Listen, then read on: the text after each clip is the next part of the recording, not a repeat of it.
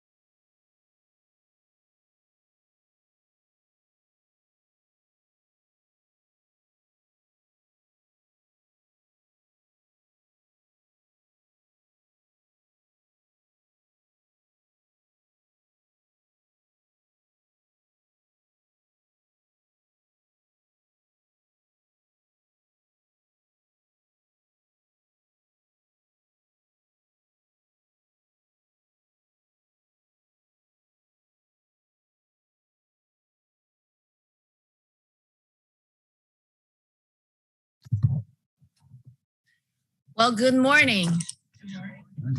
So sorry for the delay because we got too deep into the discussions, so we got a bit of delay. But thank you so much for your patience and welcome to our April meeting. In light of the most recent Michigan legislature's actions, I would like to start the meeting by thanking John Holtley for his time of service on this board. And Secretary Schuman, do we have a quorum for today's meeting? Chair Chenzeng, we do. And I also want to acknowledge that we have Trustee Turfy and Trustee Trevon join us via Zoom. So is the live streaming working properly? I'm getting the thumbs up from Jacob, yes. Okay, great. At this time, I would like to call on the board for a motion to approve today's agenda, please. So moved. Support. All in favor? Aye. Thank you. And are there any comments from our trustees concerning the meeting minutes from the last meeting? Hearing none, I would like to entertain a motion to approve the our meeting for March 17th meeting. I'll move to support the minutes. Support. All in favor? Aye. Aye. Thank you. So we were just commenting that spring is an exciting and a busy time for Michigan, as well as for our university. Finally, we see the green ground versus white, even though we had a little surprise last Monday. And I was telling him I refuse to put my snow boots on. It's dusted, stored, it's not coming out of storage for any reason. So as we noted, I think the most exciting thing for us is that on April 30th, we're going to celebrate the graduation of our students, and they will become new alums for us. I always think that we emphasize on the access to provide the access for our students to go to college. It's just say 49% of the work, probably even less than 49%. The rest of 51 or more than 51 is that we give them a diploma and they work on the stage, they shake your hand, and then they either find employment and they or go continue to graduate school or just successfully starting the next chapter of their life with whatever direction they choose. Then that's our job done. So I would like to thank the faculty and staff for providing excellent environment and a great learning experience for our students. Even though the knowledge that we teach them might get stale over time, our world is changing quickly, might get outdated, but what we are teaching them here and what we're really proud of is we teaching them skills as well as the independent thinking ability in this ever-changing world so that it will benefit them for the rest of their lives. As we wrap up this semester, we are thinking about the challenges we have and the possibilities that we have. For us, the possibility is the opportunities to serve our students. And I think some of those students might be among the current maybe high school students that our program, which is the Promise Neighborhood program led by Dr. Patricia Reeves and Dr. Jianping Shen that is doing. They just received a 30 million grants from the Department of Education. And this is the highest federal grant that our university has ever received. So let's give them a round of applause.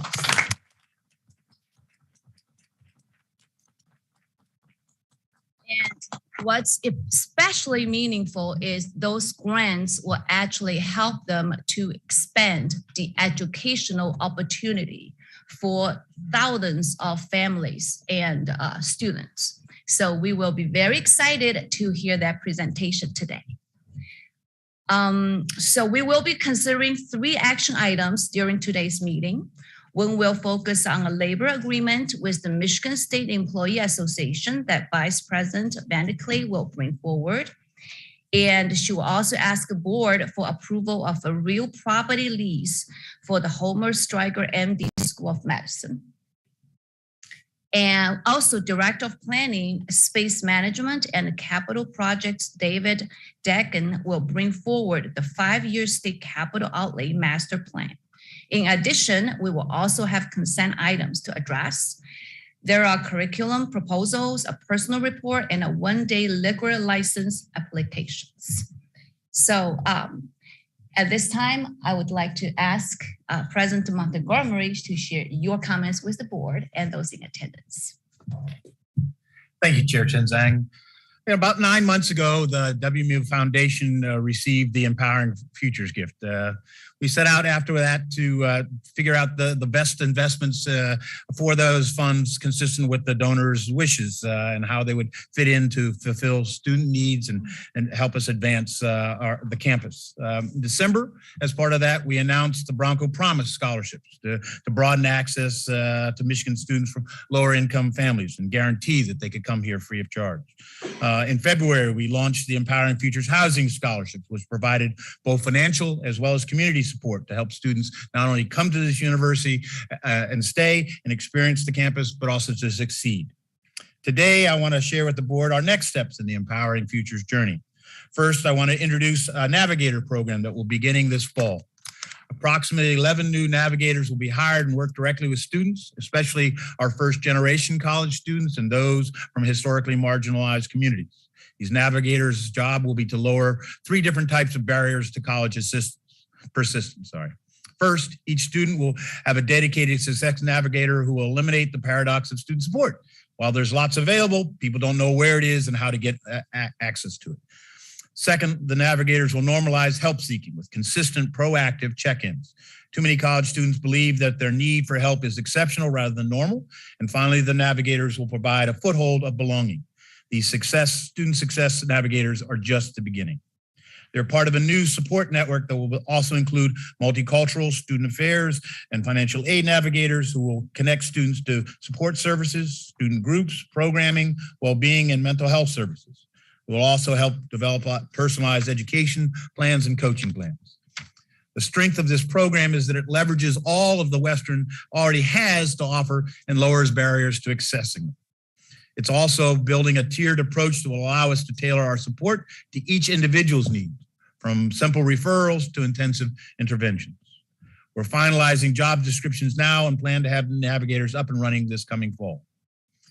Our second update is the support for our early career success. Also in the fall, we'll launch a paid internship program supported by the gift. Each undergraduate Bronco from a second year on will be eligible for paid internships or other professional opportunities. Career and Student Employment Services will shepherd the program with the help of 2 new support staff who will guide students on career preparation, assessing their progress, and providing day-to-day support while cultivating a network of host institutions to make sure that the employer is an active participant as well. We want to make sure that the student emerges from these internships with a resume-worthy experience. The program will deepen our engagement at home and in Michigan communities by providing government and nonprofits and small businesses who may not currently be able to afford a full internship with the benefits of our students' contributions and our talents. Finally, we're going to be expanding mental health and well-being resources that build on our commitment to developing students holistically.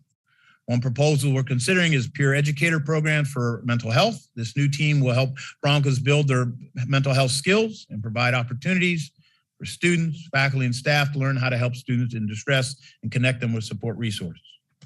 We're also considering a new wellness coaching system that offers in-person and telehealth options. Students will work with a wellness coach to assess and build a personalized well-being action plan. One of the overarching goals of the Empowering Futures gift is supporting a diverse and equitable campus community. That work is never done, but some material ways we have advanced our efforts so far include new living learning community that has a multicultural lens for all residents, creating a well-being model that underscores the importance of equity, cultural norms, and building one identity, and adding a new 3-tier multicultural navigators to our well-being model. Each of these efforts on its own strengthens an already outstanding Western Michigan University experience. Together, they demonstrate an interconnected and forward-looking approach. They'll provide even more opportunities for Broncos who will be matriculating with us in the years to come. It's hard to believe that this is our final Board of Trustees meeting for the spring semester. In a week, Saturday, April 30th, we'll be celebrating once again more than 2,300 graduates. We'll have 1,868 undergraduates, 422 masters, 31 doctoral degrees, and 1 specialist designation. I look forward to seeing many of you on this special day. As you know, this is really a truly important moment for our students and their families, and really one of the highlights of the campus. So as we prepare to send off these graduates, I want to make sure we thank the faculty and the staff for the contributions that they've made every day to their success of these students. I'd like to recognize one staff member who has made a deep and enduring contribution to Western and its students, and that's Mark Delory. Mark Delory is the Foundation Scholar Advisor, but he's much more than that. Mark has certainly offered Western Michigan Foundation Scholars advice, but throughout his career, he's helped many students who definitely needed someone in their corner as an advocate. Mark has developed programs, support channels, and much more for some of the most deserving students. He's made an incredible difference to these students who have become immersed, who've overcome immense hardships in getting to Western. Now, as he prepares to retire, I'd like to recognize him for his contributions. Mark, you should know that some of the students wanted to build a statue to you out front, like in Michael Jordan. Unfortunately, I can't unveil that just yet, but what that says is how important you have made, what a big contribution you've made in their lives. So, Mark Delory.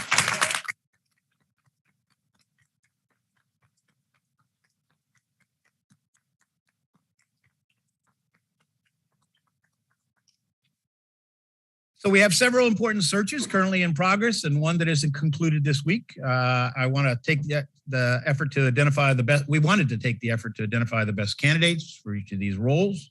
We took that very seriously, and I want to thank all those who served on those search committees and helped make those process successful. We made sure that all those searches got implicit bias training so that we could fairly and equitably screen candidates. And again, we want to strengthen not only our workforce, but build a culture for the future. So today or yesterday, we announced a pending board approval, a new vice president for research and innovation, Dr. Remzi Seeker. Dr. Seeker currently serves as the vice president for research and doctoral programs at Embry-Riddle Aeronautical University in Daytona Beach, Florida. He led the team responsible for implementing Embry-Riddle's latest research and innovation strategic plan, which launched in 2018. Under his watch and in the midst of the plan, the university has experienced very strong growth in external funding. From fiscal year 19 to 22, for example, 21, expenditures surged 52%. In 20 and 21, those were record years for externally funded support at that institution, and they're on pace this year to set another record. As a member of the faculty since 2012, Dr. Seeker's own research interests include aviation, aeronautics, cybersecurity, and forensics, and security and safety critical systems. During his academic tenure, he has earned a number of grants to support his scholarship and numerous publications to his credit. I believe Dr. Seeker will be a great leader for Western Michigan and help us advance our research and discovery ambitions. I want to thank members of the Vice President for Research and Innovation Search Committee, led by Dr. Jorge Rodriguez, professor in the Department of Engineering, Design, Manufacturing, and Management Systems, and Jeff Brenneman, Vice President for Government Relations. And of course, we appreciate the steady leadership of Dr. Stephen Carr, who was serving as interim Vice President for the last 9 months.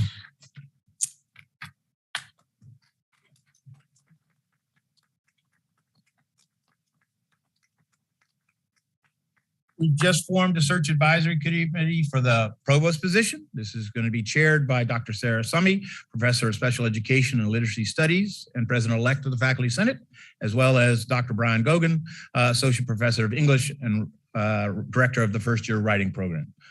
want to thank them and their 14 committee members who come from across the campus representing faculty, staff, and students.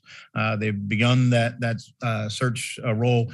And as they complete their work or go through their work, Dr. Chris Cheatham has agreed to serve as interim provost during that interval period. So I want to thank them as well. And then lastly, but not leastly, we have another search advisory committee leading the search for a new dean of the College of Aviation. That's in progress. That is led by Dr. Stephen Butt, Dean of the College of Engineering and Applied Sciences. Again, thanks to Dean Butt for his leadership and to Ray Thompson for serving as the interim dean while that search goes on. We appreciate everyone who's contributed to Giving Day on April 13th. Thanks to the strength of our community, more than 3,400 alumni, friends, faculty, and staff from all 50 states across the nation and from around the globe gave nearly $3.2 million. That was a Giving Day record. Both are records, the dollar amount as well as I believe the number of contributors were records. So the Office of Advancement and the Alumni Association organized and carried out this day's event. So my hat's off to Kristen and her team and those associations.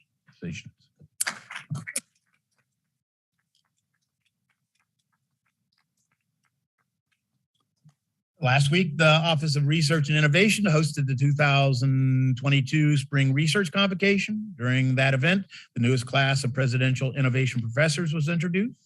These three outstanding individuals are recognized for their creativity and entrepreneurial approaches to their disciplines. They represent excellence from across our academic spectrum. This year's honorees are Dr. Martha Council Vargas, Associate Professor in the School of Music, Dr. Chen-Su Lui, Professor in the Department of Mechanical and Aerospace Engineering, and Dr. Alyssa Perkins, Associate Professor in the Department of Comparative Religion. So congratulations to them as well.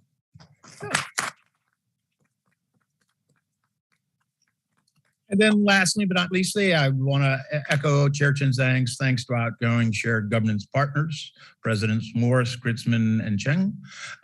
You've really been outstanding people to work with. I can't thank you enough and all your efforts to navigate our organizations during this tough time. COVID has taken a toll on all of us, and you came in and revitalized your organizations and helped lead them to new heights. So thank you collectively. You've been a great pleasure to work with.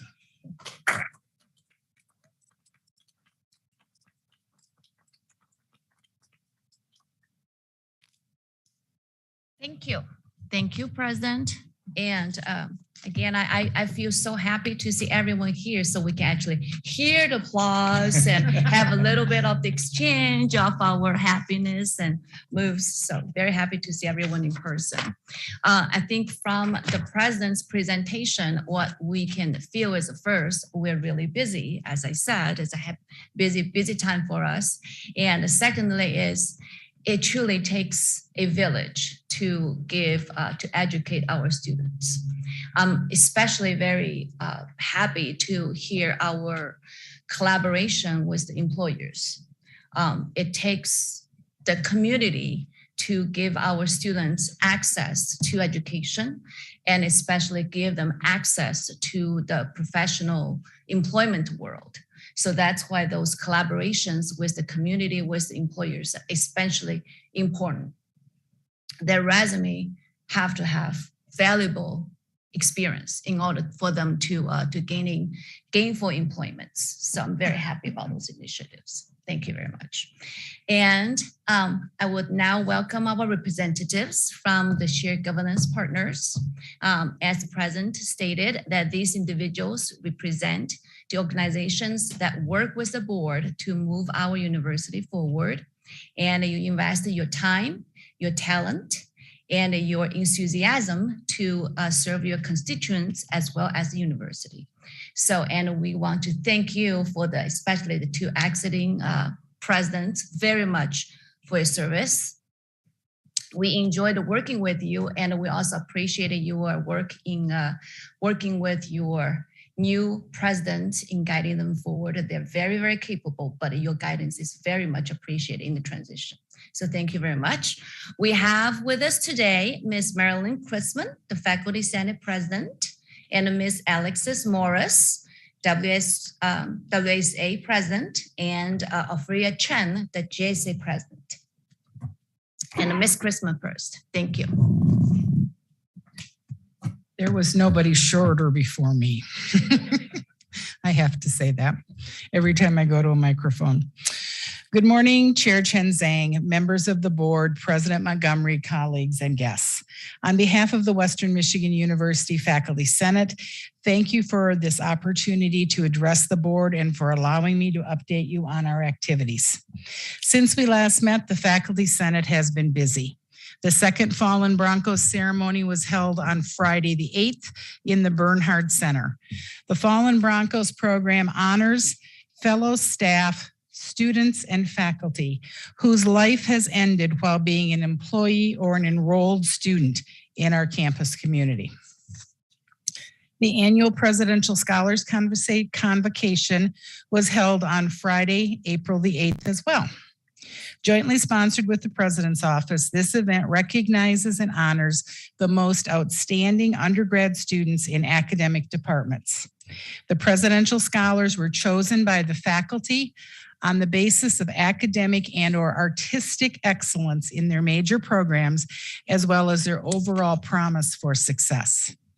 The Campus Finance and Planning Committee also reviewed current and upcoming construction projects, received updates on enrollment forecasts for the fall of 2022, and was briefed on and provided input to the University Space Management Committee information regarding the new University Space Management Policy.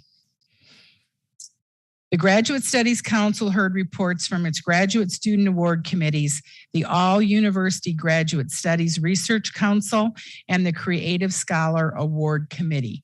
They selected 6 students for recognition, and they also selected the All University Graduate Teaching Effectiveness Awards, and that committee selected 8 students for university-wide recognition. GSC also enacted on multiple curriculum change proposals. The Research Policies Council approved funding of 13 faculty research and creative activity award proposals as recognized by their steering committee. Transfer Credit Committee has been working on making the transfer process as user-friendly as possible, and they're looking into the impact of the WMU Essential Studies program and how they transfer. And they're also looking at the practice of credit by department recommendation only. Once they get that solidified, they anticipate to be able to roll out some additional training and guidance for members of the university community. The WMU Essential Studies Advisory Program or Advisory Committee hosted the spring event Exploring and Accessing WMU Essential Studies on Friday, April 15th, including discussions for data trends and implications and the course development process that faculty use when creating WES programs and classes. The Faculty Senate, in cooperation with WSA, GSA, and the President's Council, hosted the first ever campus-wide mental health forum went Tuesday evening. Session held both virtually and in person was well attended and is only the first of many discussions of this increasingly important topic, which impacts our students, but also impacts our faculty and staff at this university. All of our councils and committees are in the process of electing new officers and preparing their end of the year report as the Faculty Senate session ends on April 30th. This is my last opportunity to address the board. So let me take a few minutes and highlight part of the work that we've done in the last 2 years. As you all know, I submitted my petition to run for Faculty Senate President in a normal world. And by the time I was elected, we were in lockdown and the global pandemic was well underway. We probably will note that it kind of ends around May 6th when I'm done on May 1st. Just want to point that out, okay? Challenges continue. Who would have thought that I would lead an organization virtually, and who could have predicted that I had board members who were elected and left due to retirement, sabbatical, and personal reasons that I never once met in person. We had an event a couple weeks ago with Dr. Montgomery, and I met 2 board members that I had never met before, but we've been talking on screens for the last 6 months.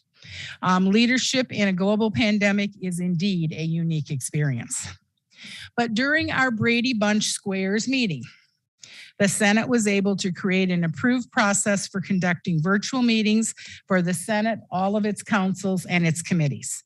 We created a Faculty Senate 101 orientation guide for new senators, which is displayed on our website. We ratified revisions to both the Constitution and the bylaws. We approved a total of 18 MOAs, which included an MOA on the ever famous research misconduct, which we have kind of fondly called it the longest serving MOA process in the history of the university. Took over 4.5 years. And we also created the undergrad and graduate PLA, which is awarding prior learning experience assessments for those coming out of high school, more so, but coming out of the workplace. During my presidency, I came in with 2 specific goals. Specific goals, but the 2 that we got accomplished were the Fallen Broncos ceremony, now held twice, and the soon to begin last lecture series. Both of these programs are intended to be incorporated into the university's fabric and become a lasting part of our university culture. Recognition for long and distinguished service and honoring those who have left us too soon are necessary recognition that became reality. Many thanks to those who worked on those programs are included, but not limited to Director of the Senate Board, Decker Haynes, past presidents Dennis Simpson and Richard Gershon, the staff in the President and the Chief of Staff Office, Dr. Kaylor Schumann, representatives from Marketing and Communication, Development, WSA, GSA, Student Engagement, campus ministers, our Senate office staff, and the Bernhard Center staff. I think I got everybody, but if I missed someone, I apologize. We will thank you as well. And it is another example of where we don't go it alone, but it takes a village to create a program. Also threaded in my comments for the last couple of years have been my references to the Apollo 13 space mission, and that is one of my favorite movies. With the lift, so I've got key passages memorized, okay? With the lifting of the masks in most campus spaces and a sort of a normal return to fall and summer on the horizon, we are close to that gentle landing in the Indian Ocean. Because of the efforts of hundreds, this mission was a success and is coming to an end. But like the space program, we have continued multiple and varied missions. At Western, our next missions, I guess I said missions because there's more than one, include implementation of strategic resource management, or the SRM budget model. We have strategic planning that needs to be finished. We have continued building construction, which I'm guessing I'm probably going to see every day until I retire. Mental health resources and racial justice enhancements, and addressing issues of campus climate and morale. It will take everyone, regardless of where they fall in the university organizational structure, to work collectively and collaboratively for the betterment of Western Michigan University. We are, however, emerging from a pandemic with greater levels of discontent, distrust, and skepticism all over the campus. Granted, some of us are tired. Some might even be exhausted. Some are experiencing mental and physical health issues. Our inability to interact face-to-face has changed the communication dynamic, both between faculty and other faculty, administrators, and certainly it has had an impact in the classroom. I would like to leave you with a few passages from Abraham Lincoln's 1858 House Divided speech that are appropriate for present day environment, and some of which we're seeing on our campus. Now, I want to share with you that while I'm a public speaker by trade, I'm not real keen on the 1858 way of speaking. So bear with me because I'm going to try to do the best I can with this. As we know, during the last year, agitation has not only ceased, but has been augmented. We also know that agitation will not cease, but that a crisis shall have to be reached and passed because a house divided cannot stand upon itself. I do not expect the university to be dissolved. I do not expect the university to fail or to fall, but I do expect it will cease to be divided. It will become all of one or all of another. Because all it takes for bad is for good people to prevail. No, because all it takes for bad to prevail is for good people to do nothing. I apologize on that one. I rewrote history. All it takes for bad to prevail is for good people to do nothing. And I know, looking in this room and those joining us at home and those sitting in the front of the room, we have many good people at Western Michigan University that are working each and every day on behalf of our students and for our university. I believe that Western Michigan University can and will endure. And by supporting our executive leadership and the vision and direction of the Board of Trustees, we can emerge a stronger and more vibrant Western. Now, before some of you say, I'm trying to silence your opposition, let me be clear. Disagreement and difference of opinion is welcome in an academic environment. Constructive debate is encouraged. We have heard this from Dr. Montgomery himself at some of the Faculty Senate presentations. I challenge each of you to find your voice, step out of the shadows, and constructively contribute to the conversations. Let's be careful to avoid disagreeing just to be disagreeable or disagreeing to be divisive. I never thought of a Faculty Senate president as a position of power or access, but rather one of service. After all, who would lead an organization in Brady Bunch Squares, attempt to run an organization of this size and scope, and still be assigned to teach 10 classes a year? I thank you for your opportunity to serve, to interact, and to learn from each of you that I've encountered. You've taught me much. As we know, the role of shared governance is different than for other organizations in the university, and that we often discuss and resolve differences in private, and we don't often publicly report on the conversations that we have. I've often asked difficult questions, as have many of my board. I've also raised some not so popular topics, and have stated that I will know if or our efforts have had impact when I see outcomes. I've often been told, Marilyn, you're nothing if you're not honest. And my response has been, yes, but you always invite me back to another meeting. Honesty and integrity are part of my core competencies that I live by. Many of the conversations have resulted in changes for the better. And yes, changes are afoot if you allow yourself to see them.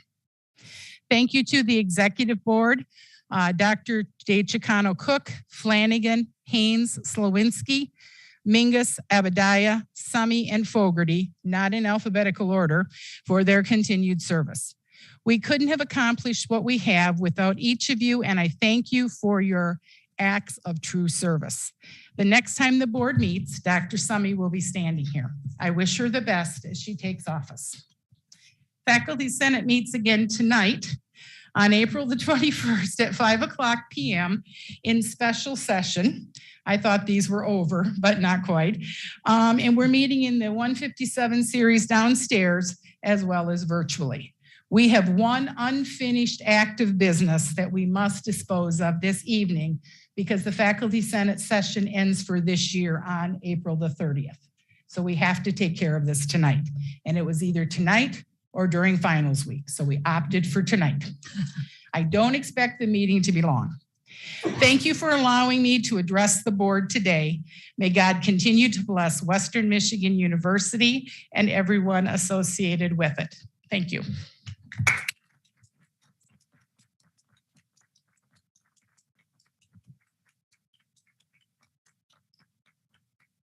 Thank you. Thank you, Marilyn. Thank you. You know, I stepped into the president, the chairwoman position during the same Zoom time.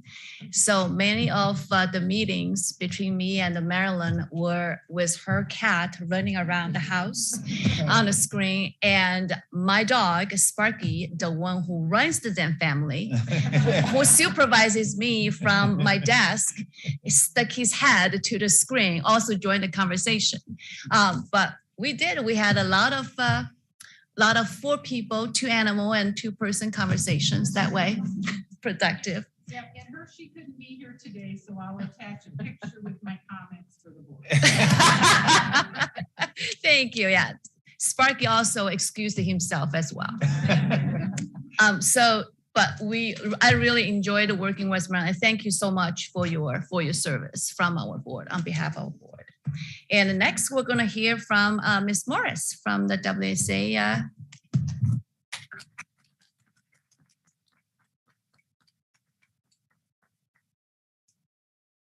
Like you guys, I didn't sign up in pre-normal world. I just knew what I was getting into. So good morning. Good afternoon, Broncos. As many of you may know, yesterday marked my final day in office as the student body president of Western Michigan University and chief executive officer of the Western Student Association. While I merely hold now the title of non-voting member of the assembly, the incoming administration was so kind enough to allow me to address you all one last time. That's a kind gesture that I do not take lightly, so thank you.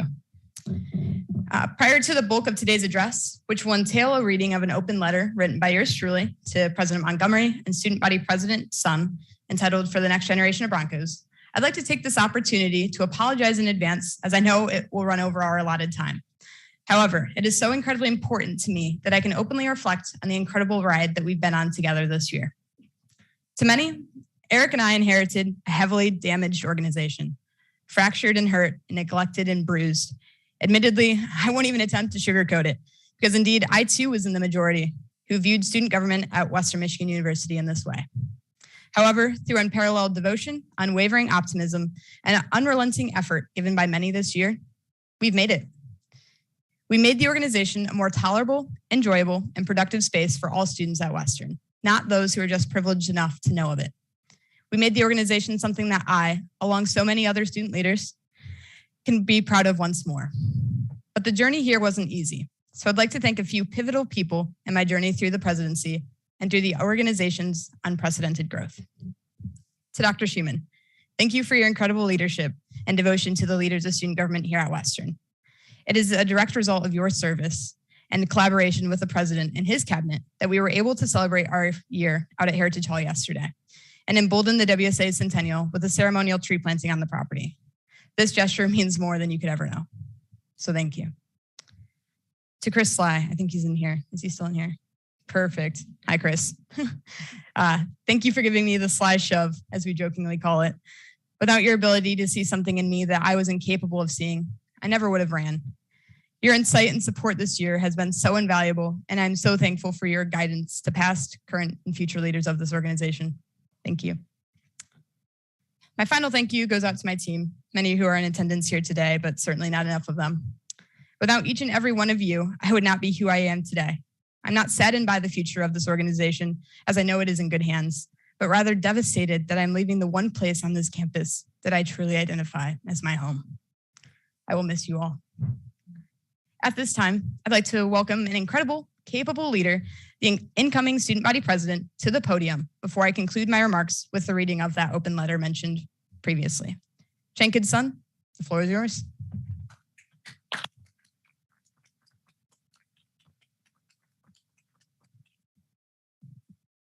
Thank you, President Alexis Morris. Still present in my eyes and forever will be. As you can see, I have big shoes to fill in. Good afternoon, Broncos. Just a short and brief introduction.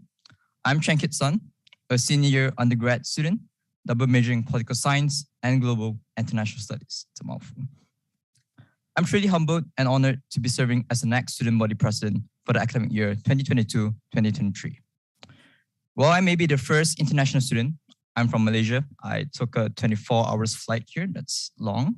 I landed here last year, January 6th. So that was fun introduction to the United States.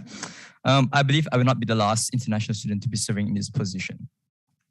I would also like to introduce my executive board, Vice President Alex Lawrence, stand up, Chief of Staff Alicia Ewing, and Chief of Finance Lila Stein. Round of applause.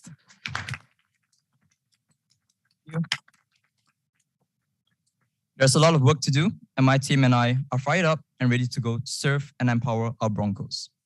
We are committed and excited to continue to work, collaborate, and partner with the board, our shared governance partners, student leaders, and our Broncos for a better and brighter future. Thank you, and I'm going to pass back to President Alexis Morris.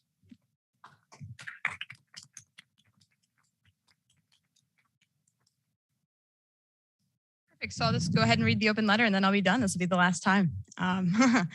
This is called for the next generation of Broncos.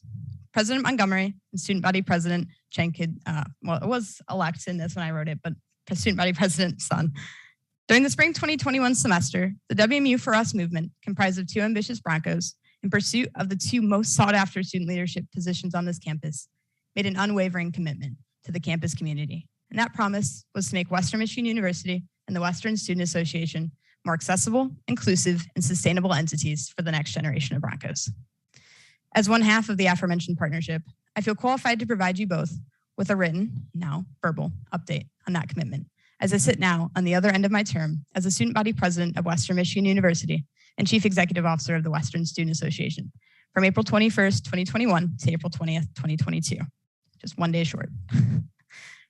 While my administration has had its fair share of countless successes, shortcomings, and downright failures as it relates to progress made towards this idealistic vision, it would be nothing short of negligent if I spent my final act in office doing anything else but advocating for students who will exist within future iterations of both WMU and WSA. Thus, in this letter, you will both find future recommendations for your immediate consideration that relate to urgent student concerns of accessibility, inclusivity, and sustainability. We'll start with accessibility. The primary issue actively distressing both organizations' constituencies is by far their approaches to communication and marketing strategies. I don't just say this because I'm a marketing major. Both within WMU and WSA, I have witnessed an abundance of resources and opportunities remain underutilized, and in some instances unutilized by students as a direct result of neither organization truly putting in the necessary effort to identify and address lapses in effectively reaching the student body. Perhaps the most recent example is the mental health forum held this past Tuesday. While wildly successful, the only official communications to students from WMU were 2 emails and a tweet. While WSA was able to identify and course correct many of the issues, taking it upon ourselves to upload the event into Experience WMU and produce a social media graphic for it, it is critical that all who wish to truly engage the student body are dedicated to meeting them where they're at. Time and time again throughout my tenure, I've witnessed key administrators and decision makers on both sides of the aisle admit that email communication is simply not effective when it comes to reaching the student body.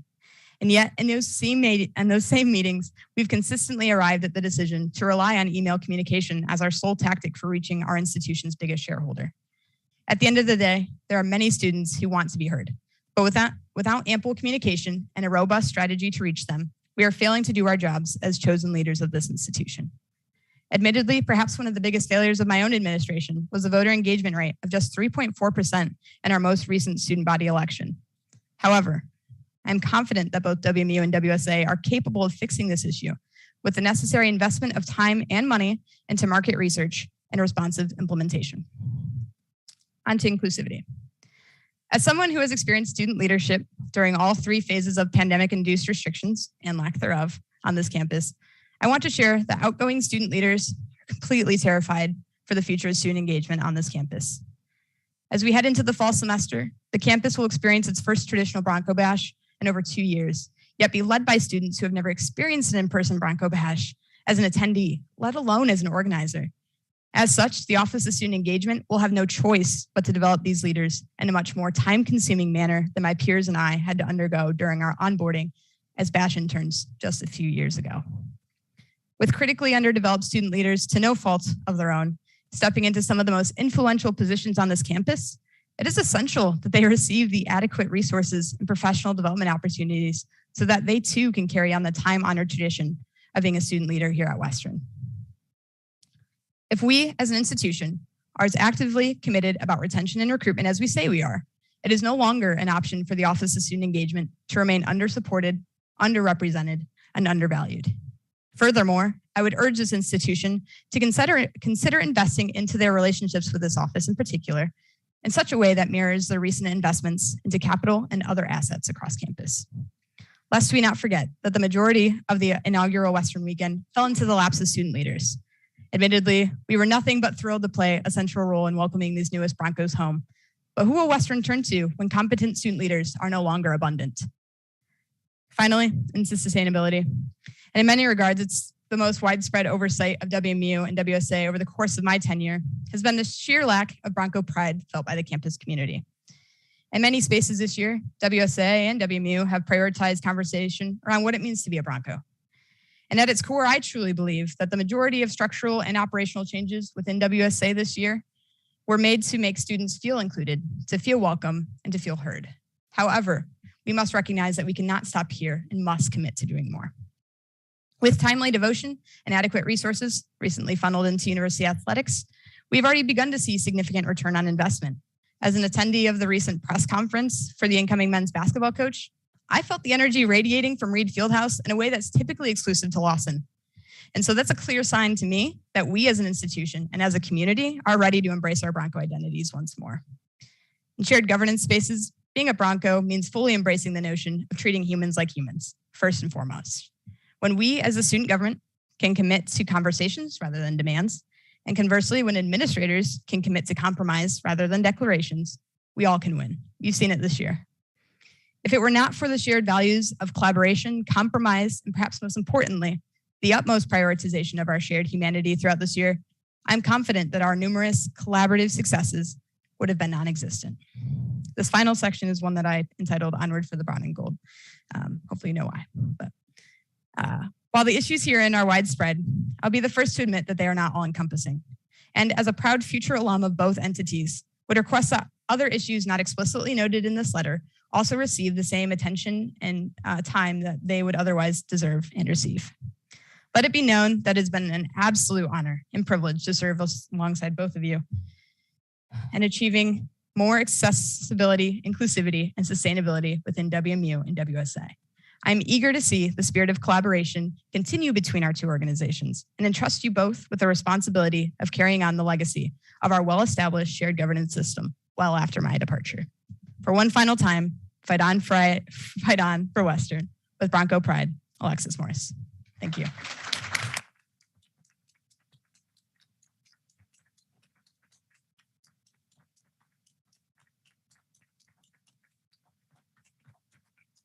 Thank you. Thank you, Alexis. It's a true pleasure working with you. And always, it's the highlight when we hear all the things going on with the students' bodies.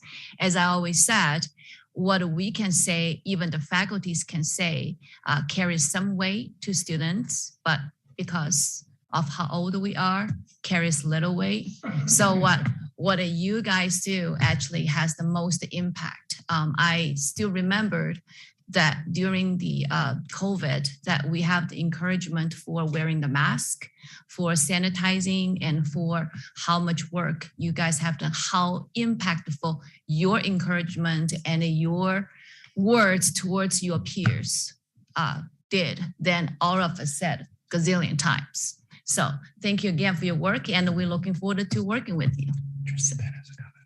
Okay, Trustee Payne, have a comment. So great job on representing the student body today. And what stood out for me was your comment, you guys are the biggest asset to the university, and you are. Know that, and no university should take that for granted because none of us will be here without you. So all the best in your future, and we look forward to what this body has next year. Next, we're going to welcome Ms. Chen from the GSA.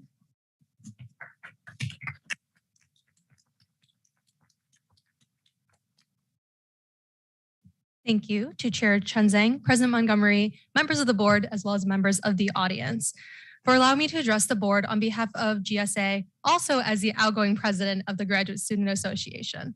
I'd like to take this opportunity to first say thank you to everyone that I've been able to work with this semester to help GSA in its rebranding, as I've called it. From our shared governance partners, Western Michigan University Administration, and all the other groups we've been able to collaborate with this year. You all welcomed me with open arms and allowed me to learn so much this past semester. I thank you for your commitment to serving graduate students. We would not have been able to build GSA back from the ground up without you all.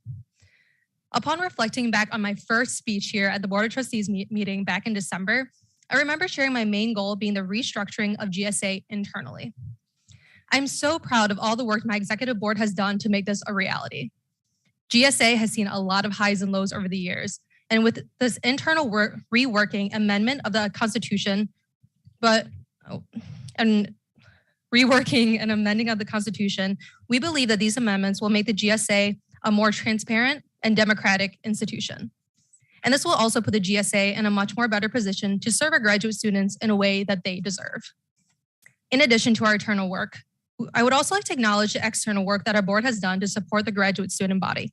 This includes allowing graduate student opportunities to share their research, both through publication in our self-published journal, the Hilltop Review, and through the 3-minute thesis competition, at which our representative this year took first place at the regional competition against 40 other universities, which is a first for Western Michigan University.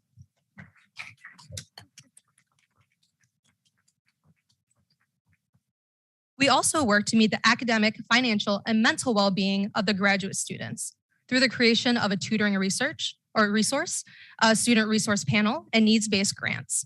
We are doing what we can to fill what we see as gaps in support for our graduate students. We've also noticed gaps in our ability to serve and advocate for our students. In a reflection to President Morris's speech, I would also like to reiterate the importance of accessibility, inclusivity, and sustainability for the future of Broncos. Without too much repetition, both within WMU and GSA, we also have not figured out the best way to reach our student body.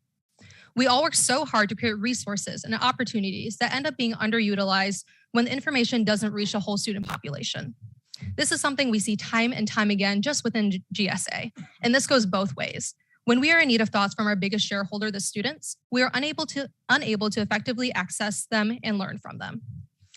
Finally, in terms of Bronco pride, GSA has also heard time and time again that graduate students don't feel as though they are a part of a campus-wide community.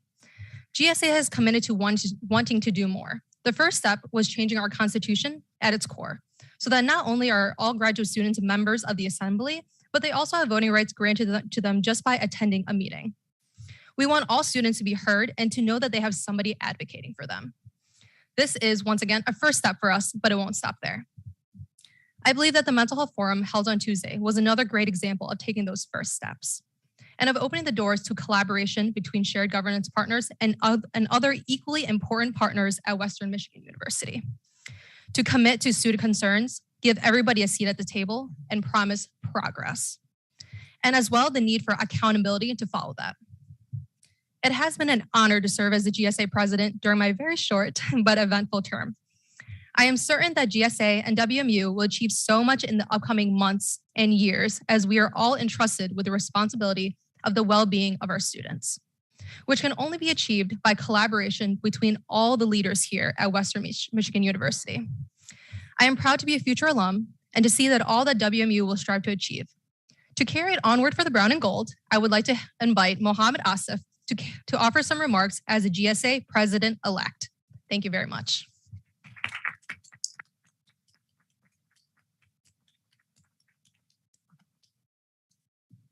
Hello to everybody. I'm still getting used to names and titles and positions, so forgive me if I'm not mentioning those things yet, but I don't have a speech, but I have names, at least these three: President Kritzman, President Morris, President Cheng. Thank you for your service. This is something that's been great, that's been established. It's a fantastic job that they've done so far, building things back up. That's what we needed in the COVID time. And moving forward, I think what we need best is improving our street credibility, street cred. And then we have the next steps, which is understanding problems and finding solutions. And I'm happy to report that I've already started bothering the president's team. I spoke with Dr. Cheatham, I spoke with Dr. Schumann and Dr. Montgomery. I'm continuing to bother him again. And together, I think we'll come up with solutions. So if we are worried that we're divided right now, I'm sure we'll come together and solve these problems. And I know you brought in Apollo missions. So I think FIDA did a good job of hiring a rocket scientist to come and solve these problems. So yeah, thank you again for having me here.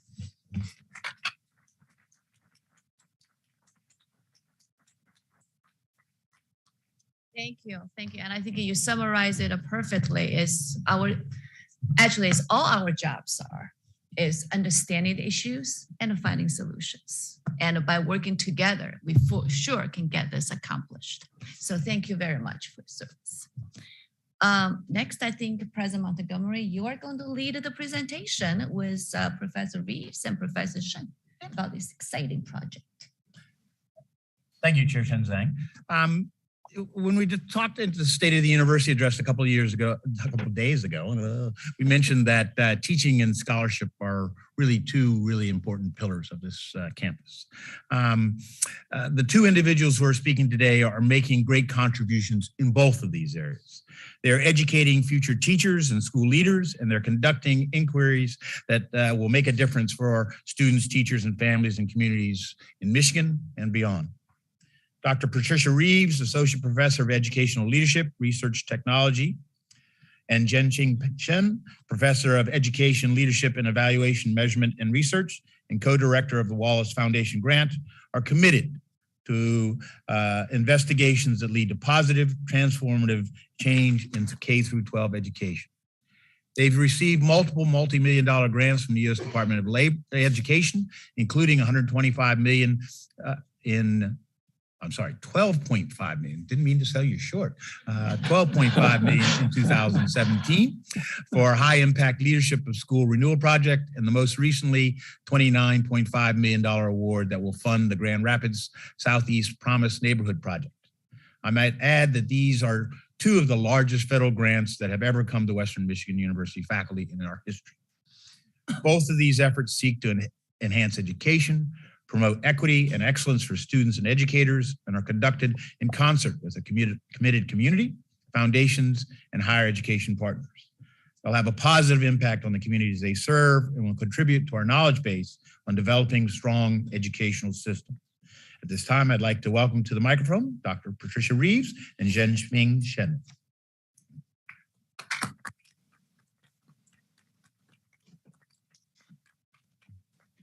I don't know if he can see me, but I'm going to wave to my partner, Dr. Shen. So, Chairwoman Zhang, Dr. Montgomery, Board Trustees, and audience, Dr. Shen and I are going to share with you some prepared remarks, and then we are going to keep those pretty short because we want to offer you an opportunity to ask us some questions. And I'll turn it over to my colleague, Dr. Shen, to get us started. Good afternoon, everyone. Are you able to hear me? Yes. Yep. Great, thank you. Good afternoon, everyone. My colleague, Dr. Reeves, and I are truly honored to have the opportunity to update you on our HILL project and also the recent Promise Neighborhood Grant, both funded through the U.S. Department of Education. Next slide, please.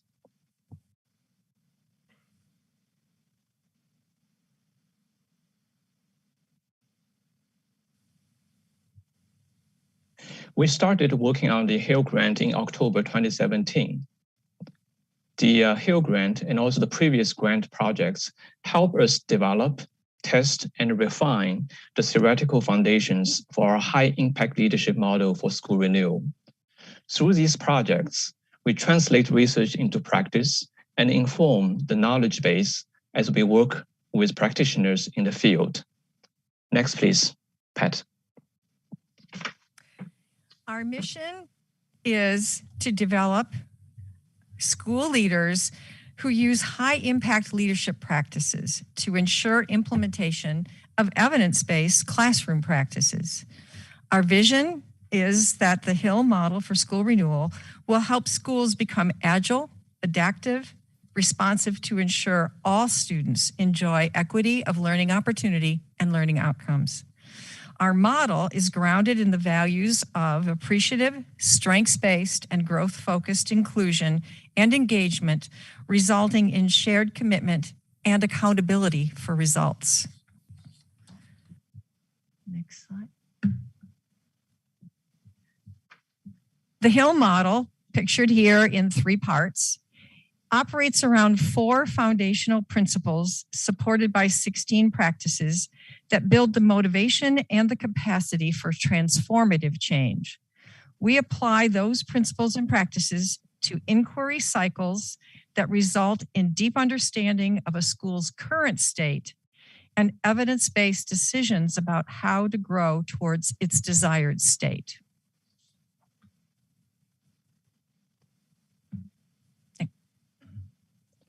We launched the Hill School Renew project in October 2017 with the 12.5 million Hill grant and served 75 schools in cohort A.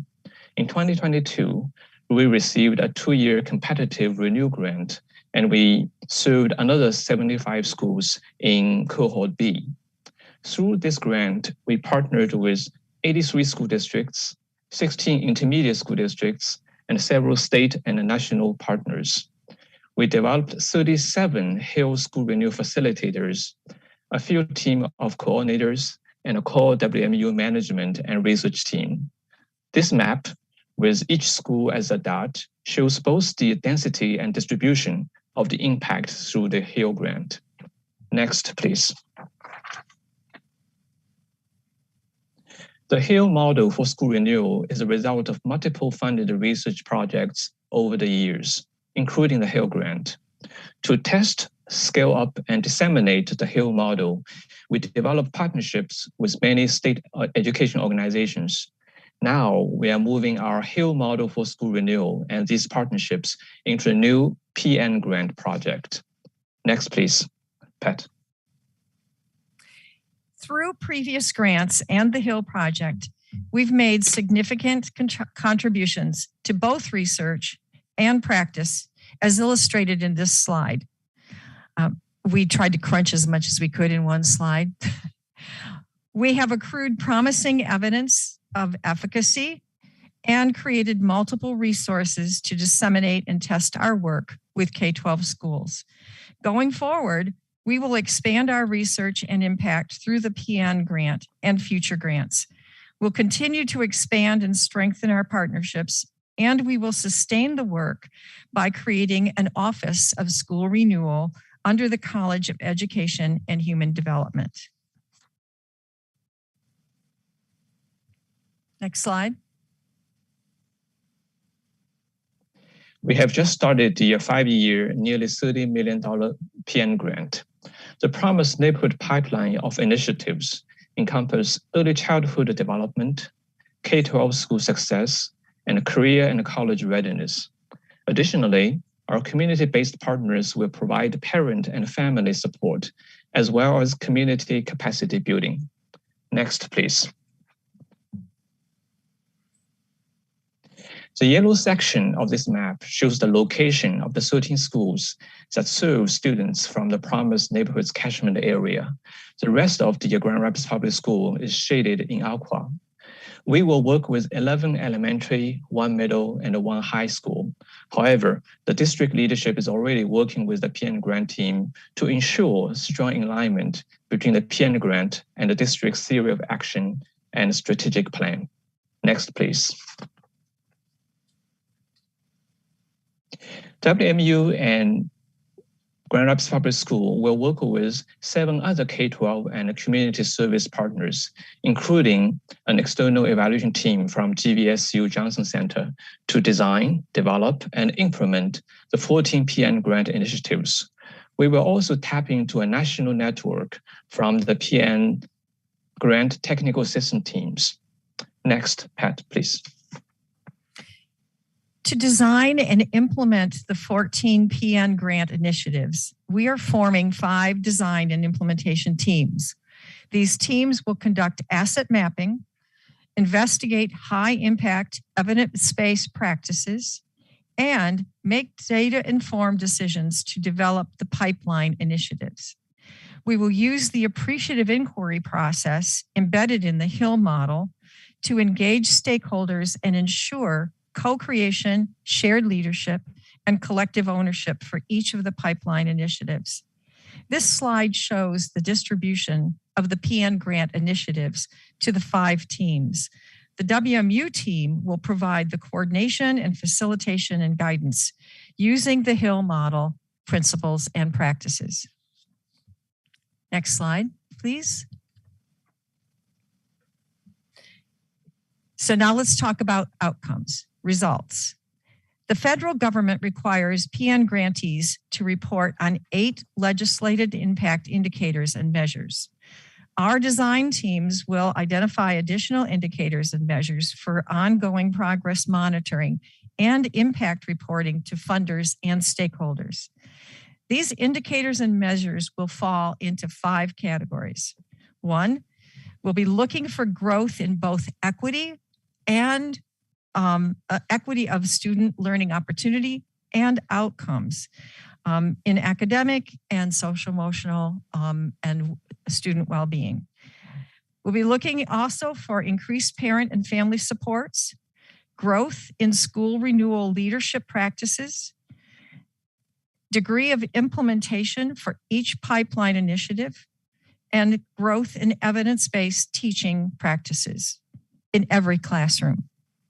Our external evaluators will incorporate all progress monitoring and impact measures into a PN grant required scorecard system.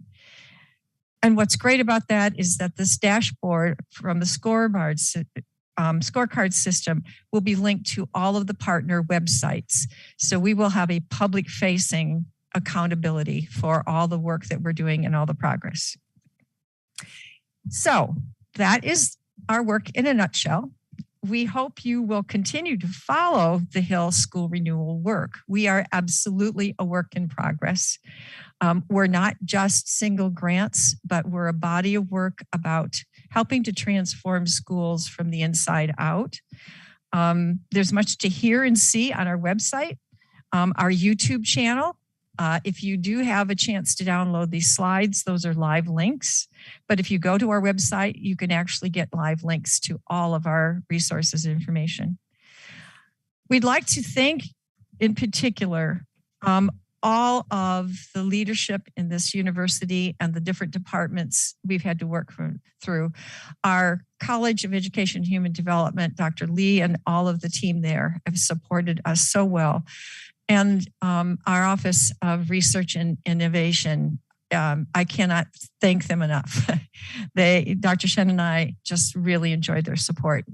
Please let us know what questions you have. We're open for questions. Next slide, please.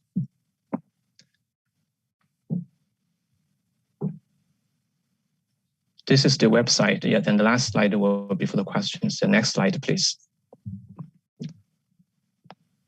Thank you, Dr. Shen. I forgot to tell them to turn the slides. You can tell why we're good partners. Dr. Reeves and Dr. Shen, I've got a quick question. What has been the community response to this? Excuse me? What has been the community response to this? High degree of interest and patience, because with every new and major initiative, it takes a while to get everything up and running. So we have had a series of information presentations starting from within the leadership cabinet of the district, moving out to the, and with the board as well, and moving out into the school level where the principals and the teachers, and then we're starting to move out into the community. So ask me that question again in about 6 months. Yeah, thank you, Pat. Yeah, I concur what you said, and just add one more thing, which is all the elementary schools in Grand Rapids Public Schools have already been working with us for the HILL project. So we already have a solid network there. Then this PN grant is really as Pat mentioned, we take this appreciative strengths-based approach. So we really establish our PN grant based on what's already happening in the community and move it to a higher level. So we utilize the existing network and our relationship to put this PN grant. So that would partially answer on Dr. Schuman's question. Certainly, we already take all these community needs and responses into account. So is what do you do a part of the national initiative that I'm sure, or is this something very unique? So the PN grant on a national level is connected to two really important change frameworks. One is called results-based accountability. And the assumption there is that results happen when the accountability for those results come from within, which really fits our approach. The other one is place-based education, which assumes that our schools and our communities are places with untapped potential, and we need to treat them as just beautiful mines, gold mines of potential, if we want to support their learning and growth. So that's the national part. We're also connected in our work at a state level with the Michigan Continuous Improvement Process. We're in ongoing conversations with how our approach to transformative change can be used by schools to satisfy the state and federal requirements for continuous improvement.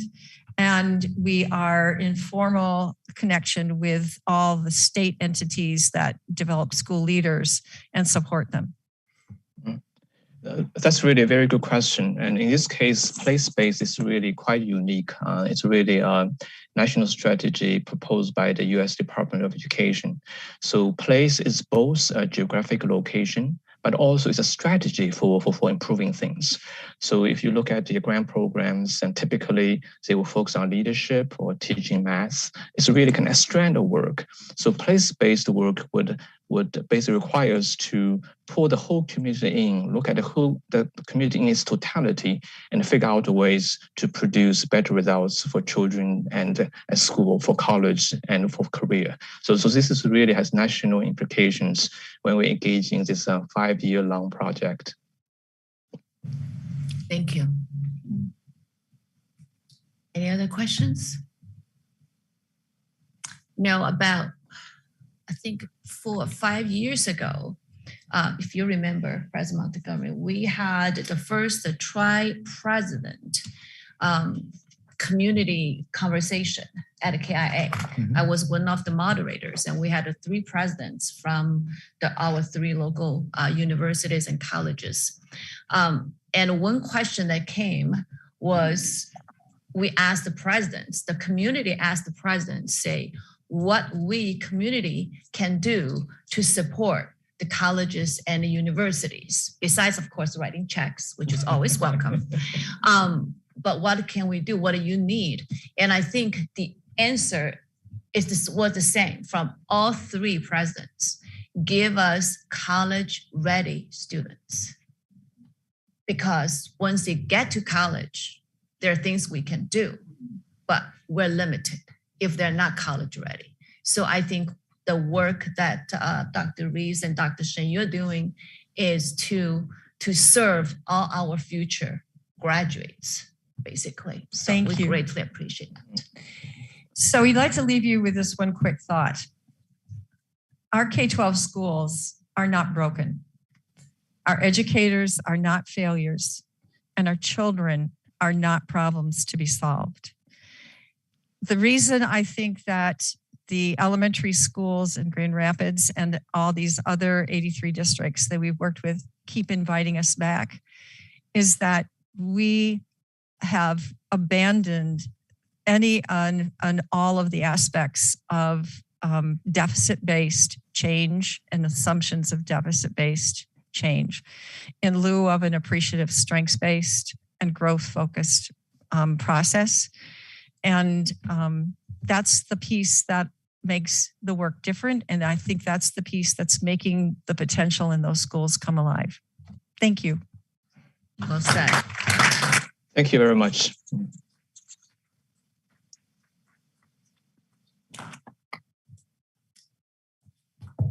Dr. Shum, are there any public comments regarding action items? Chair Chen Zhang, while we do have public comments at the end of the meeting, we do not have any involving action items at this point. Okay, thank you. So we're going to move to our action items. First is the Michigan State Employees Association Labor Agreement. Vice President Vanderklee. Thank you. As I look out, I see several team members from MSCA as well as management who work together to bring forward the contract today. So I'm going to embarrass them and ask them to stand. They're usually pretty shy. Both, everybody, please.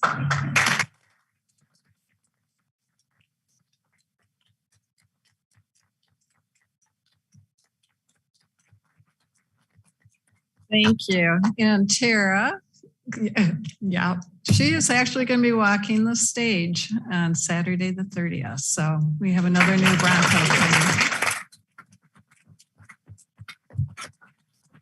So in addition to talking about the contract, I want to give you a little bit better idea what actually happens at the Robert M. B. Power Plant, as well as the Energy Resource Center, which is out at Parkview campus. Because really, it's the teamwork that we see here that makes us so successful. And we couldn't do it without everybody contributing. So on March 16th, the tentative agreement was reached. There are actually 17 members of the power plant. They provide 24/7 service for us out at Parkview campus, the Kalamazoo Psychiatry Hospital, as well as the WMed Oakland campus. For 10 years, they've tried to train and educate me, but I'm a slow learner. Operations are complex. I just want to read a little bit about what's out there in the plant and what they work with. They work with natural gas combustion engine turbines, gas-fired reciprocating engine generators, steam back pressure turbine, combined cycle heat recovery boilers. And what they do is they produce electric energy and steam that keeps us going. Sounds pretty simple. It's not. For 24 years, they have been part of Western Michigan University. During those 24 years, they produced over 1.5 billion kilowatt hours of electricity and 7.5 billion pounds of carbon-free steam. But the real point of that is they have reduced WMU's carbon footprint by 70% over those 24 years. I don't know anyone else who can say that.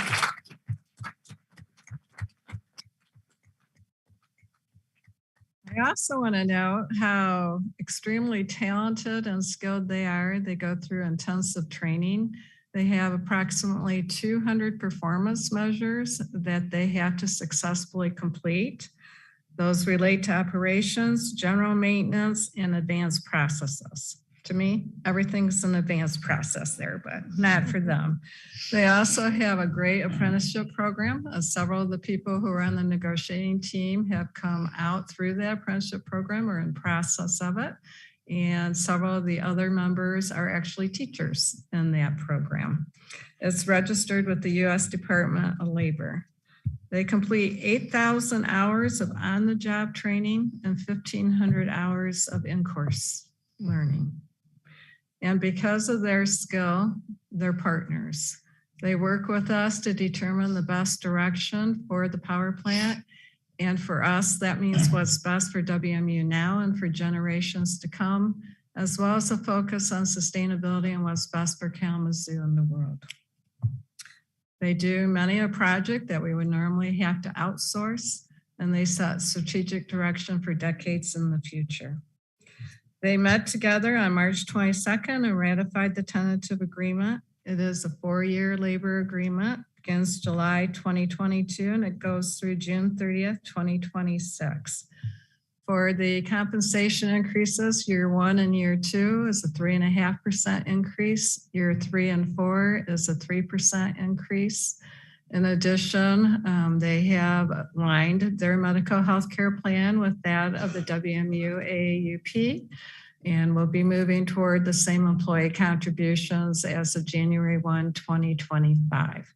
It's my great pride and privilege to ask you to consider, and therefore I recommend that you authorize administration to implement the 2022-2026 agreement between Western Michigan University and the Michigan State Employees Association. Happy to answer questions. Any questions? And I did visit the plant as part of my onboarding process. And you're not kidding. It's really complex and impressive. If hearing none, do I have a motion? So move. Support. And is it roll call vote? Yes. Chair Chen Zhang, Yes. Vice Chair Edgerton, Yes. Trustee Johnston, Yes. Trustee Penn, Yes. Trustee Trevan, Yes. Trustee Turfy. Yes. Chair Chen Zhang, congratulations. Motion passes. Thank you. Thank you. And thanks again. We appreciate your work. And next is the 5-year state capital outlay master plan. Second.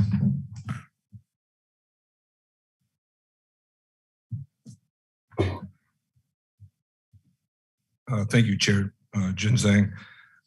Good afternoon. Before you is the 5-year state capital outlay master plan, which is required by the state of Michigan of all state agencies, universities, and community colleges to come do an annual master plan that is approved by the governing body of that said agency or university. It includes our building priority list, which also must include not only those projects that we're seeking state support, but for other projects that we are interested or are in need of. And that is included in the 5-year comprehensive plan, which is posted on our website. So it is recommended that the Board of Trustees approve the 5-year state capital outlay plan for fiscal years. And these are state of Michigan fiscal years, I might add, 2023 to 2027, as mandated by the state of Michigan. Thank you. Any questions? Hearing none, can I entertain a motion? So moved. Support. Thank you. Dr. Schumann, roll call vote, please. Chair Chen Zhang, Yes. Vice Chair Edgerton, Yes. Trustee Johnston, Yes. Trustee Penn, Yes. Trustee Trevan, Yes. Trustee Turfy. Yes. Thank you. Chair Chen Zhang, motion passes. Thank you. Thank you. Thank you, Mr. Durkin. And next, Vice President Van Clay again is for the approval of real property lease for WMU Homer Stryker MD School of Medicine. Thank you. So Western Michigan University is the Class A member, the sole Class A member of the WMed. And as such, if there's a lease that extends over a year, it's required to come here for review and approval. Bringing forward on behalf of WMed is a 10-year lease with Crosstown Development, is for property located at 555 Crosstown Parkway, a Suite 200, and it will house the family medicine residency programs. Lease would begin June 1, 2022. It's a little over 10,800 square feet. And it's a $28 per square foot rental cost. Part of that is just base rent. Part of it is to repay for renovations to the space. And part of that is for operating expenses. Annual rent runs about $303,000. There is a early out clause available at 5 years. If the renovation costs have not been fully amortized, WMed is responsible for paying any balance if that clause is invoked. And it's expected that actual cost of the renovations will be less than the $700,000, which is provided in the lease agreement. So with that, has been reviewed by the Finance Committee at WMed, as well as reviewed and approved by the Board of Directors at WMed. And so bringing it forward today for the approval of the Board of Trustees, which is required by the bylaws of WMed.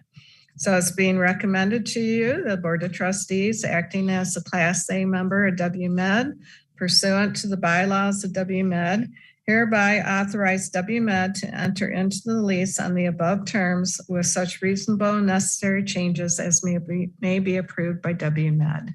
Happy to answer questions.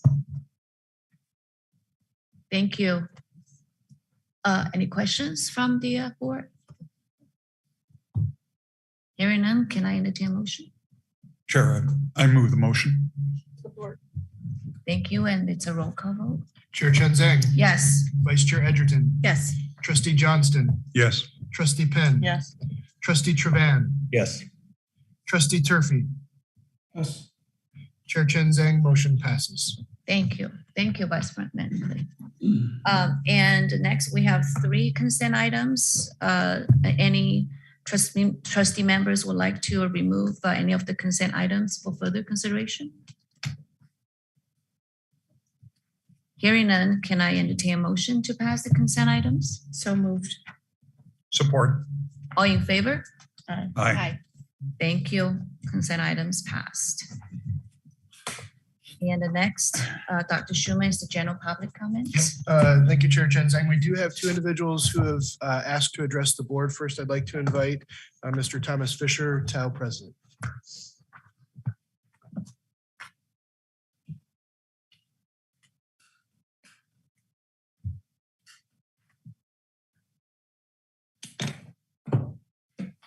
Gonna pick the closer seat.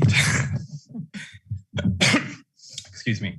Good afternoon, Chair Chen Zhang, members of the board, President Montgomery, campus colleagues, and other guests. I'm grateful once again to come before you to lift up the voices of the graduate student teaching assistants that make the core academic mission of this university possible. As yet another academic year comes to a close, graduate student teaching assistants continue to rise to the occasion and show resiliency in the face of ongoing challenges across our campus while feeling undervalued and unheard. I occasionally hear from folks that maybe the value of TAs is not recognized because it's not clear what we bring to the table. I want to use my time today to make sure that it is crystal clear what my colleagues and I bring to WMU, and I want to make even more clear what we receive in return. On top of our coursework, research, clinical work, voluntary service on department and university committees, and other responsibilities that come with being a student, TAs also provide quality instruction to our undergraduate students. Let's be clear, our role does not end when our lectures do. In fact, it continues far beyond it in an effort to provide our students with the quality of education that they deserve. It includes grading and providing constructive feedback, holding a significant number of weekly office hours, showing up before and staying after class to answer questions, responding to emails, managing online learning platforms, writing letters of recommendation, opening up networking opportunities, supporting students' mental health, mentoring students as they consider the next steps in their educational journey, and the list could go on. To say that we care about our students and our jobs is a gross understatement. TAs make the Western classroom and educational experience what it is, and it's not a small pocket of us. It's over 450 TAs providing countless opportunities to students, and without us, none of it is possible. Despite our clear and immense value, TAs continue to struggle to keep up with the rising cost of living. In order for us to stay focused on research and coursework as students and our teaching as employees, we must be able to live on the income our university provides us. This is especially true for TAs teaching in departments that prohibit outside work and for international students that are not legally allowed to seek outside employment.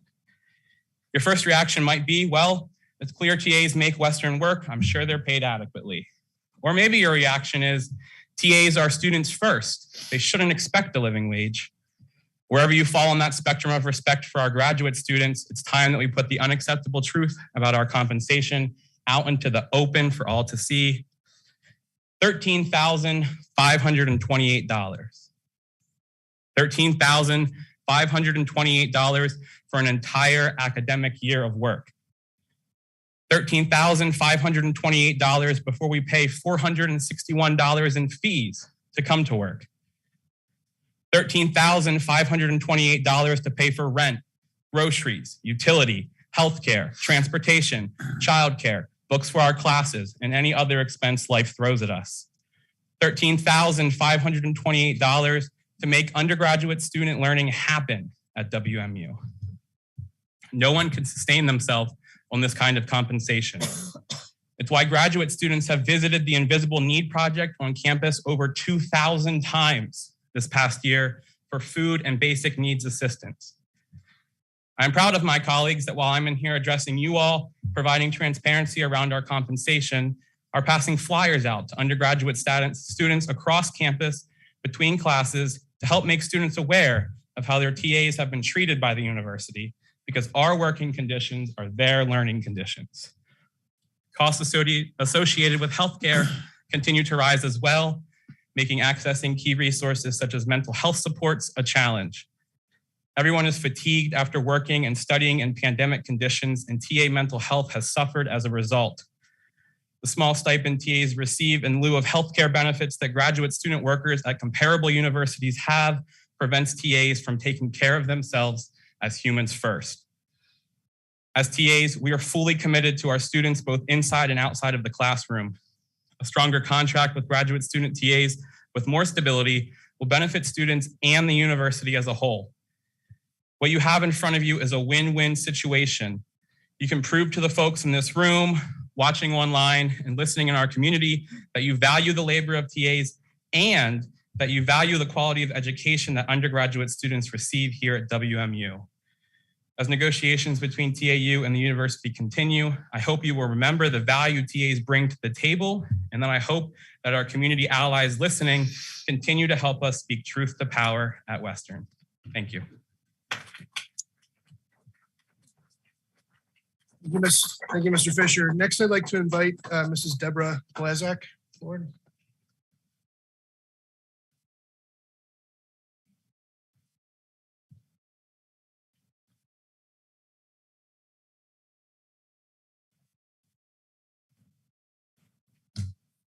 Thank you for that. Part-time certified flight instructors can very much relate to what you are saying. My husband is a part-time flight instructor, and it is why we are here. I am here today.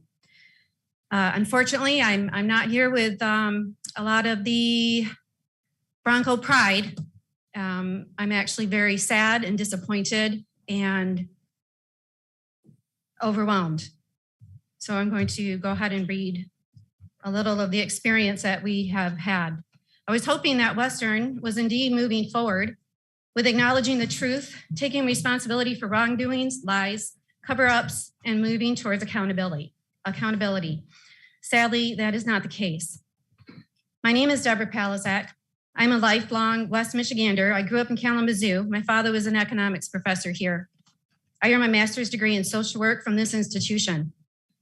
My husband, Tom, is also a Western graduate, earning his bachelor's in science in aviation flight science from Western's College of Aviation. Tom also has previous aviation industry experience and education. He holds a bachelor's of science degree in aerospace engineering from the University of Michigan. He's been employed with Western College of Aviation as a part-time certified flight instructor for 11 years. He wanted to pursue his passion of flying. So he left engineering and pursued Western's education and is now a part-time flight instructor.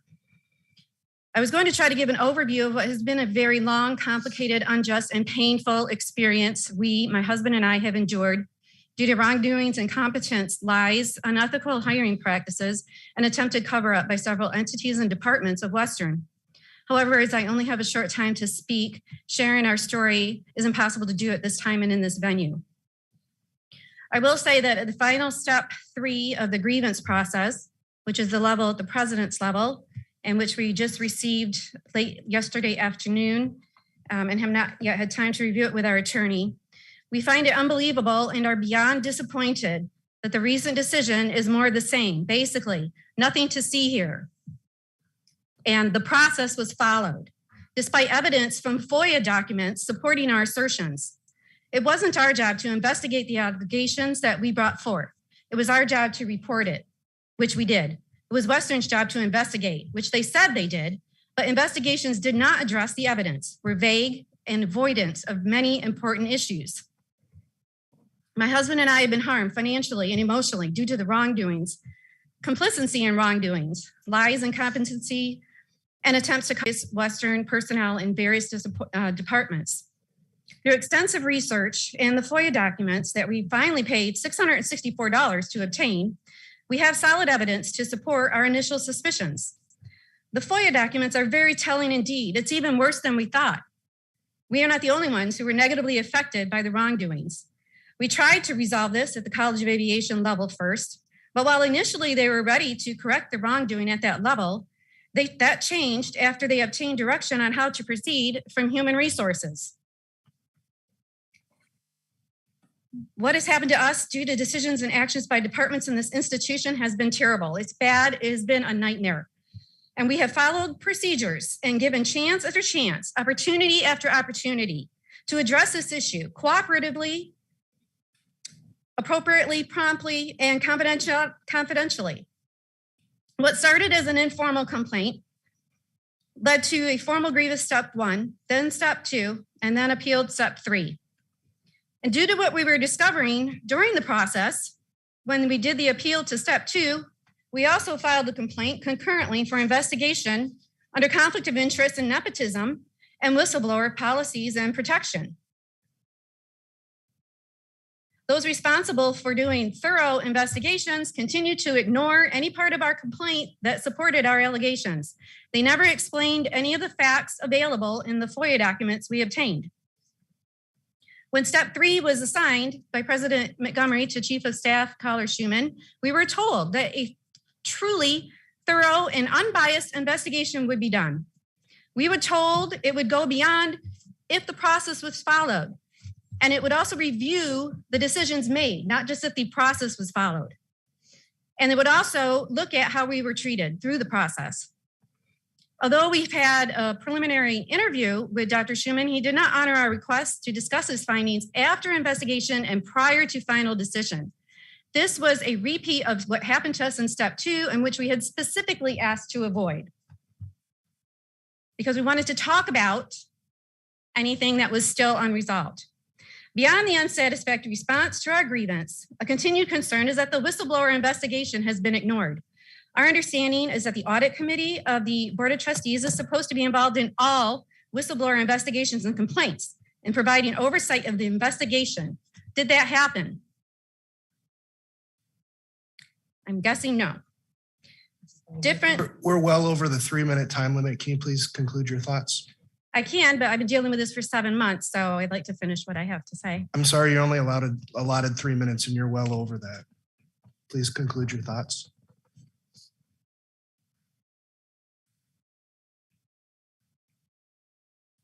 Well, I'll perhaps conclude them elsewhere then.